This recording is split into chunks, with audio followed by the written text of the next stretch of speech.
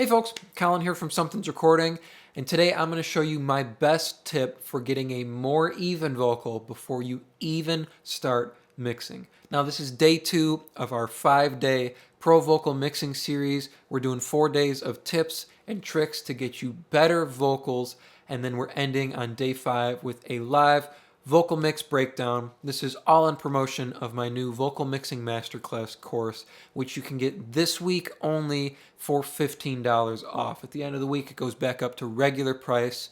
If you want to check that out, if you want to get it for $15 off, click the link in the description. You can learn what that course is all about and all the goodies you'll get inside of that. But for now, on to today's video.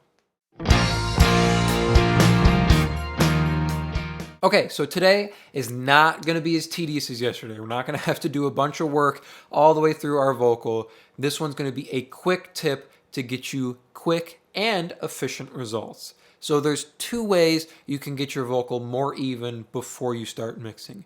And one is automation or clip gain, which we kind of talked about in the last video on editing our vocal. I am not going to do that. That is not the route I take with my vocals.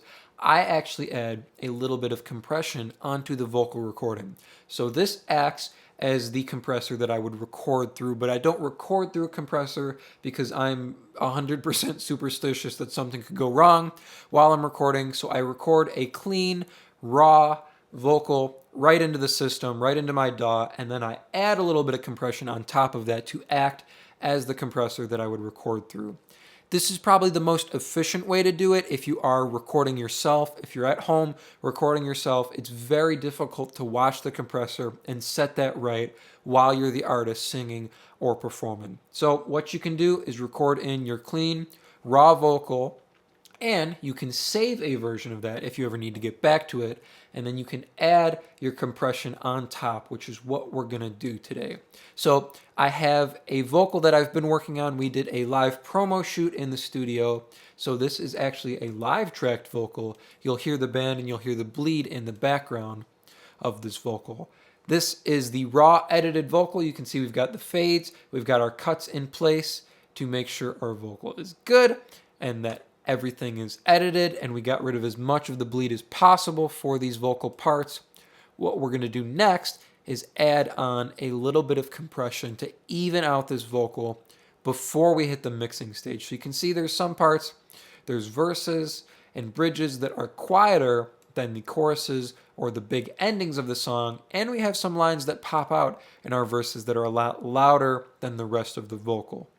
So instead of going through and writing those or using, paying for the vocal writer plugin from like Waves or something, all we're going to do is we're going to throw a compressor on top of this vocal and bounce it down as if we recorded through that compressor. Now, before we do anything, it is always a good idea to go in and save a layer of your edited vocal so you can always get back to it if you need to, okay? So we have our edited vocal here. Here's actually the final vocal that I've already done and mixed. So here's our edited layer. That's just a duplicate of the current layer we're working on. We can close our layers. I always like to make sure layers follow events is off. Sometimes that scares me and convinces me that things are going to happen to my vocal when I bounce it or render things on top of it. So I always make sure that's off. And now what we're going to do is we're going to come in here to our vocal and we're going to add a compressor. Okay, I like to use the 1176 style compressor. FET style compressor like this is what I would record or use if I was recording through on the recording. So if I was recording my vocal through this compressor live, if we were tracking through the compressor, this is the style of compressor I would reach for the vocal. So we're going to open this up and we're going to zoom in on a peak or a loud section that's poking out. So for me, that's going to be this phrase right here. So we're going to zoom in. So we can see the surrounding vocal is at one level. And then we have this one line here that jumps out. So instead of going in and bringing that down in volume, which we could do, we could go through and do that on all the pieces that jump out. All I'm going to do is add a little bit of compression on that vocal phrase, okay? So I'm going to loop this section right here, and we'll run it through and set the compressor excuse me, albeit pretty subtly. We're not going to go for like 5 to 7 dB of compression and get our vocal like really even beforehand. We're not mixing here. This is the compressor that I would add on recording. So we're going to go for like 3, maybe 4 or 5 dB compression on peaks or louder phrases like this, okay?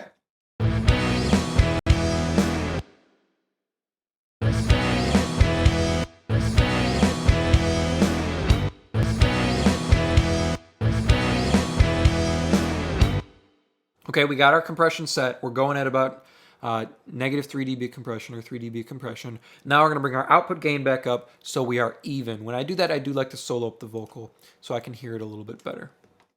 The sad thing, the sad thing, the sad thing, the sad thing, the sad thing, the sad thing, the sad thing, the sad thing, the sad thing, the sad thing. So now we've got our input and we've got our output set. So when I'm doing recording type of compression like this, when I'm putting compression onto a recording to render before mixing, these are the settings I like to use, which is pretty much the settings I like to use when mixing too. So we've got our attack at about 0.5 milliseconds, 0.56 I believe is what it says up there. There's a glare, I can't see it. And then our release is set at 50 milliseconds. So a pretty fast attack, pretty fast release. And then we have our input set, so we're driving it to about 3 dB of compression on the loud sections, on the peaks that we want to tuck down. Then we set our output, so that same line is at the same volume in and out of the compressor. Now we can zoom out and make sure it's not squashing any of the other lines, so we can take a look at a couple other places on this vocal to make sure it keeps our vocal a little bit more even without squashing or adding any noticeable compression or pumping effects. We don't want it to sound like there's a compressor. We just want to pull down those loud lines a little bit and give a little bit more volume to our quieter lines so our vocal is a little bit more even going into the mixing phase. So let's jump around and make sure it's not doing anything too much here. Away from your world, boy. Don't you know now you're denying the love? Don't get out of line, oh boy, stay in time. Don't get out of line, oh boy, stay in time. Don't get out of line, oh boy, use your head. You might as well be dead.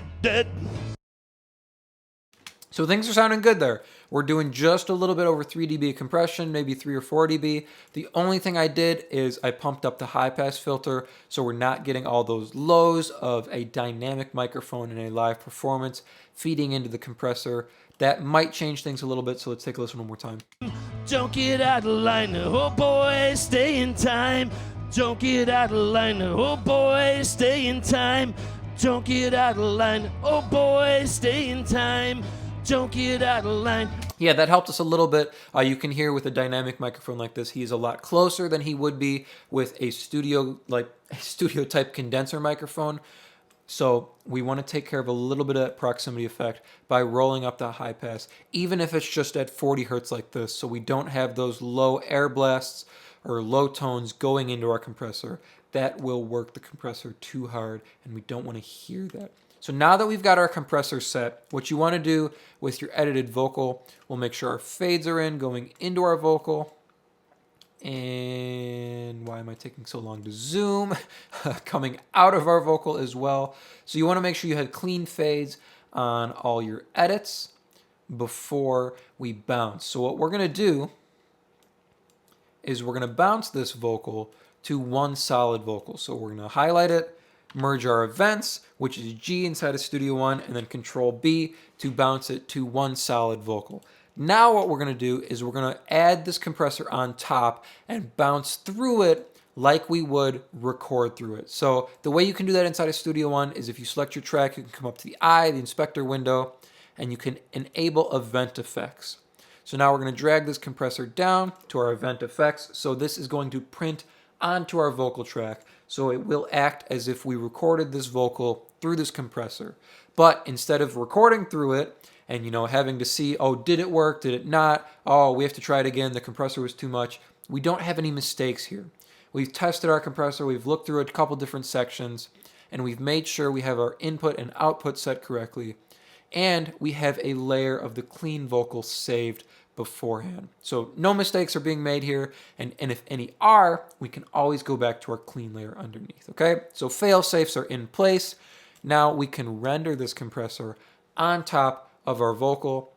Now we can see our vocal looks more even, so we have a more even vocal to mix with. Okay, so that is all for today. Day one, we went over editing, getting rid of breaths, T's, S's, anything that's jumping out. Day two, we're making sure your vocal is more even without doing tedious automation or lip gain all the way through your vocal before you get to the mixing stage. Thank you guys so much for watching. I hope this was helpful for you. Leave any questions or comments you do have down below. I will do my best to answer them. And I will see you tomorrow for day 3.